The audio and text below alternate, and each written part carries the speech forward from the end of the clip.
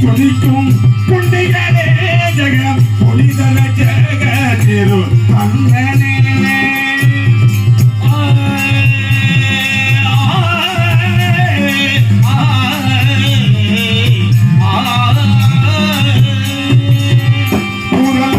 துதிக்கும் புண்டிகளே ஜெகம் பொலிதர ஜெகதிரு கண்ணனே யாதவர் குலம்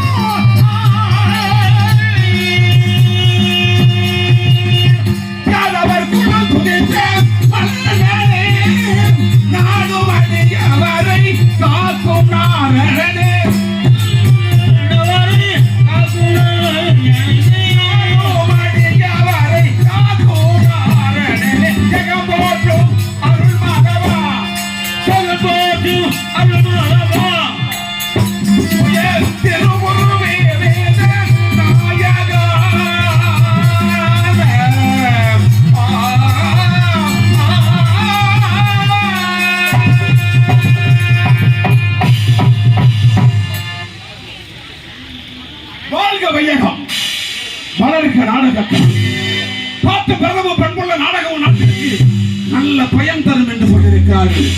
அப்படி இருக்கு 56 தேசத்திலே தலைமை பீடமாக விளங்கக்கூடிய கலிங்க தேசத்தை அரசு பரிபாலனை செய்து கொண்டிருக்கிறேன். நான் எப்படிப்பட்டவன் தெரியுமா? என்னிடத்திலே மண்ணாசை, பொன்ன பெண்ணாசை, பொன்னாசை என்ற 3 ஆசைகள்.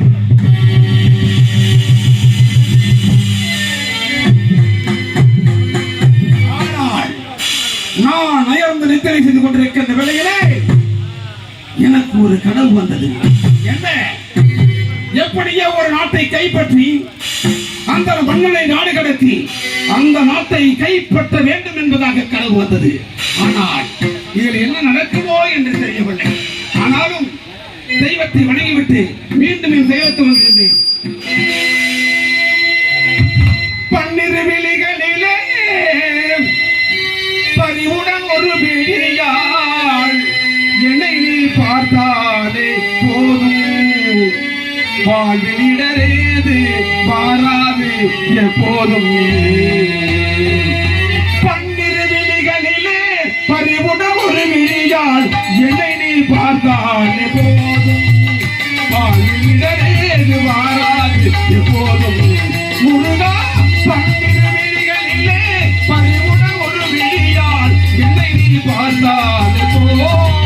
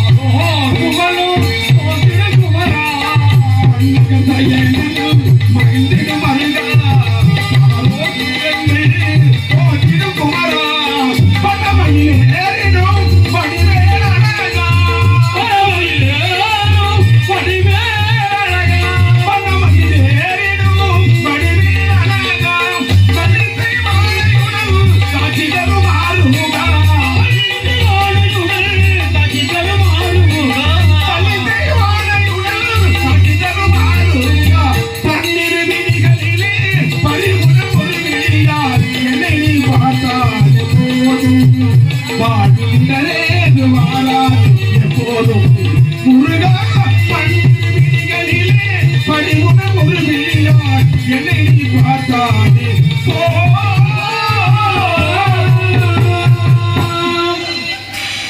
யாருங்கே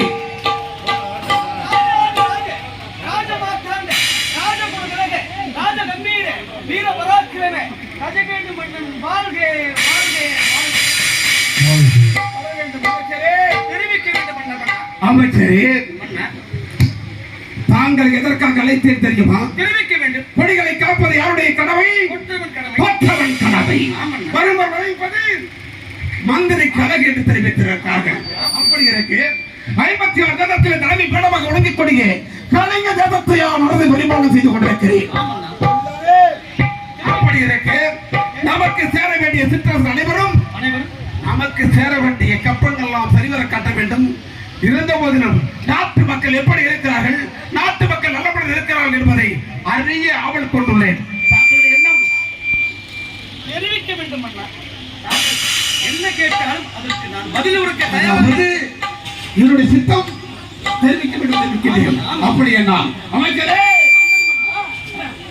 குடி தலை தீட மாதமும் ஆறிமலை தலை தீட மாதமும் ஆறிமலை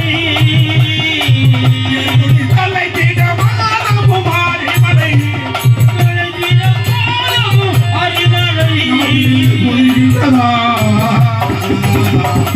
அமைச்சரே?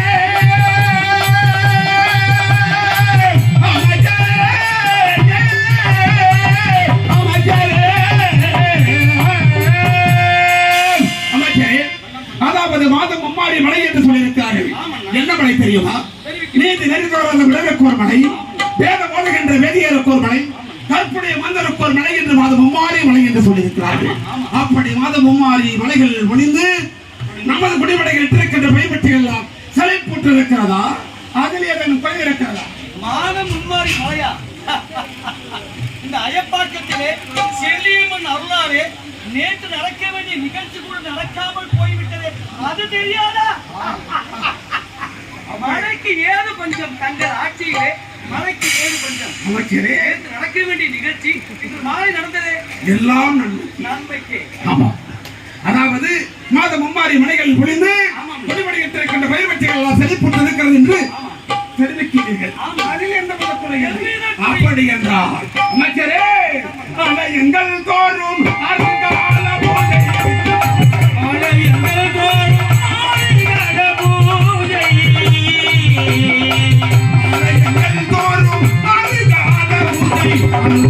நடக்கின்றதா?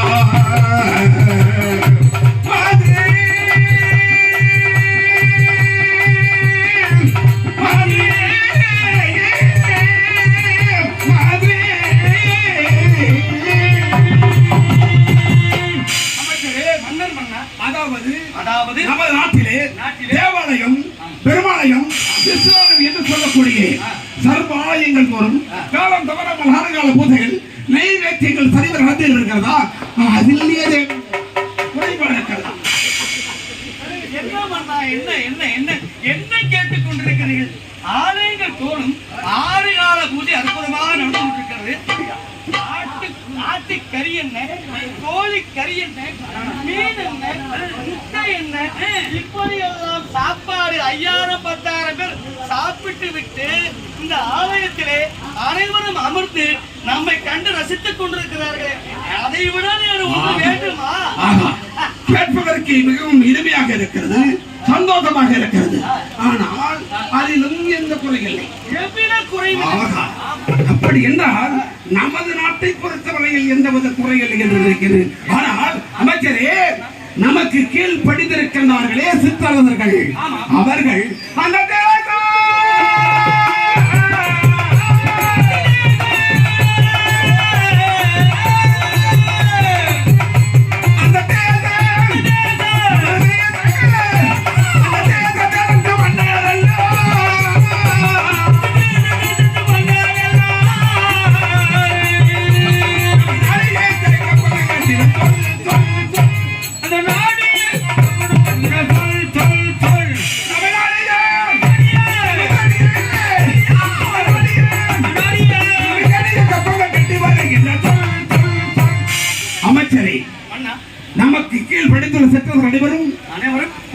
சேர வேண்டிய கப்பங்களை சரிவர கட்டி வருகிறார்களா?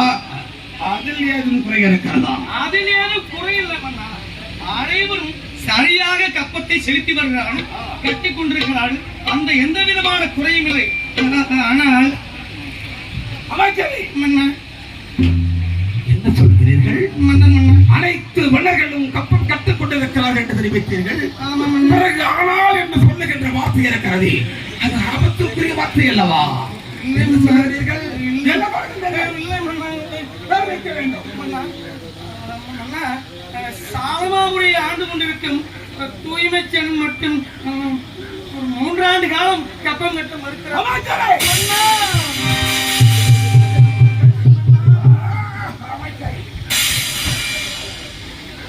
ஒரு மன்னன், அதாவது நமக்கு கீழ் பணிந்துள்ள சிற்ற அரசன் ஓராண்டல்ல 7 ஆண்டல்ல 3 ஆண்டு காலம் கப்பம் கட்டவில்லை என்பதை ஏன் இதுவரை தாங்கள் எடுத்து தெரிவிக்கவில்லை? இல்லை மன்னா, என்னை அடித்த அடியிலே இது கூட கவிழ்ந்து விட்டது பாரு. அண்ணா, நான் ஏன் தெரிவிக்கல என்றால் இது போல ஏதாவது துன்புறுத்துவீர்கள் என்று நான் சொன்னேன். ஆனால் ஏன் கட்டவில்லை தெரியுமா? எதற்காக கப்பம் கட்ட மறுக்கிறான் மடையன்? அவனுடைய மகன் சத்தியவான் இருக்கின்ற தைரியத்தில் அவன் கட்ட மறுக்கிறான். அமைச்சரே, அண்ணா, கேட்பதற்கே விந்தையாக இருக்கிறது. என்ன மன்னா? பக்கக்கேடு. அதாவது அவனுடைய மகன் தூய்மைச்சேனை இருக்கிறான் என்ற ஒரே காரணத்திற்காகவா? தைரியத்தில் அவன் கப்பம் கட்ட மறுக்கிறான். அமைச்சரே, அண்ணா, அவன் தூய்மைச்சேன் இருக்கின்றானே, அவன்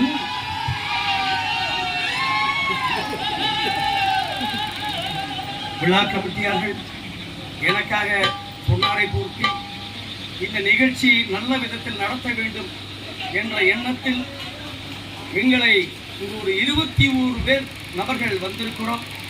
நாங்கள் அனைவரும் ஒவ்வொருவரும் ஒவ்வொரு ஊர், ஒவ்வொருத்தரும் ஒவ்வொரு மாவட்டத்திலிருந்து வந்திருக்கிறோம்.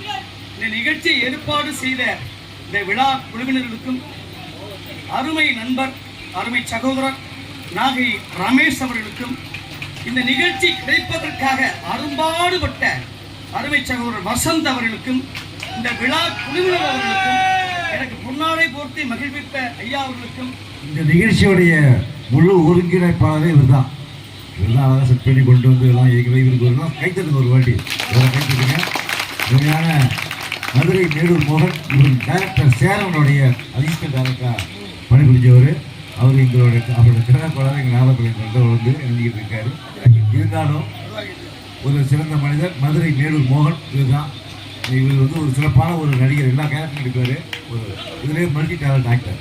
கொஞ்சம் அவரை கௌரவி செஞ்சு பண்ணோம். கைத்தறி எனக்கும் இந்த மேடையிலே பொன்னாடை பொருத்தி கௌரவிக்க விழா குழுவினருக்கு நன்றி.